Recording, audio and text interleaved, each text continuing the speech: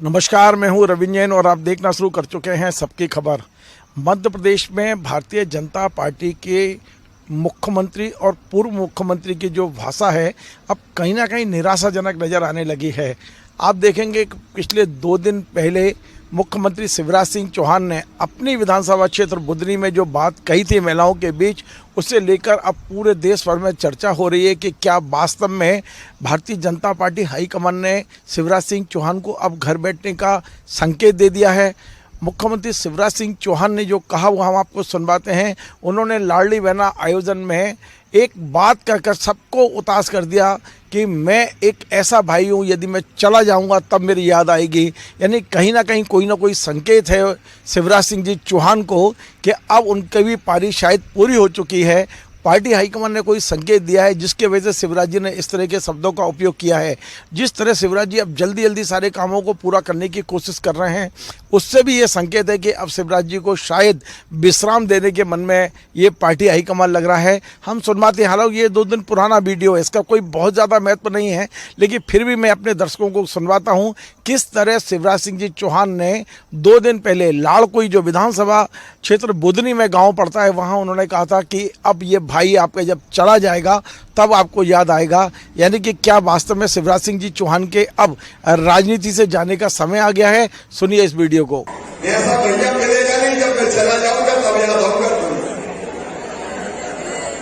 ये वीडियो तो आपने सुन लिया, लेकिन कल का एक वीडियो और है जो हमारे पास अभी नहीं पहुंचा है, लेकिन हमारे पास सूचना है कल उमा भारती जी ने भोपाल में एक आयोजन में जो बात कही है वो इससे भी ज़्यादा महत्वपूर्ण है।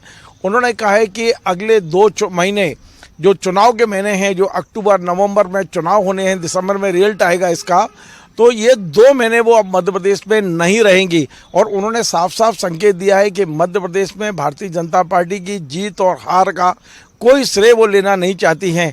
हमें मालूम है कि पिछले दिनों उमा भारती ने इस बात के बयान दिए थे कि अब उनकी मध्य प्रदेश में कोई पूछ परख नहीं हो रही है। मध्य प्रदेश में भारतीय जनता पार्टी की जितनी भी बैठकें चल रही हैं, जो भी चुनावी रणनीति बनाई जा रही है, जो कुछ भी हो रहा है, उमा भारती को बिल्कुल अलग थलग रखा गया है। एक भी बार नहीं पूछा गया है। यहाँ तक कि मध्य प्रदेश में जो जन आशीर्वाद यात्राएं भारतीय जनता पार्टी की निकली थी, उन यात्राओं में भी उमा भारती ने स्वयं मीडिया को बुलाकर कहा कि मुझे अभी तक आमंत्रण नहीं मिला है। इसके बाद भी आज तक किसी भी नेता ने उमा भारती से संपर्क नहीं किया है। लंबी प्रतीक्षा के बाद, लंबे इंतजार के बाद आखिर उमा भारती जी ने बयान दे दिया कि अब उन्हें मध्य प्रदेश की राजनीति से कोई लेना देना नहीं है। ना वो विधानसभा चुनाव लड़ने वाली हैं और ना ही मध्य प्रदेश की राजनीति में किसी प्रकार का कोई दखल देंगी, बल्कि उन्होंने ये घोषणा कर दी है कि अब वे 2 महीने या दिल्ली रहेंगी या अन्य प्रदेशों में रहकर अपना समय व्यतीत करेंगी, वो मध्य प्रदेश नहीं आएंगी। साफ संकेत है उनका कि मध्य प्रदेश में भारतीय जनता पार्टी जीते या हारे, इसका ना तो वो श्रेय लेना चाहती हैं, ना ही इसका कोई ठीकर अपने सिर पर फोड़ने देना चाहती हैं कि उनके कारण से हारी या उनके कारण से जीती।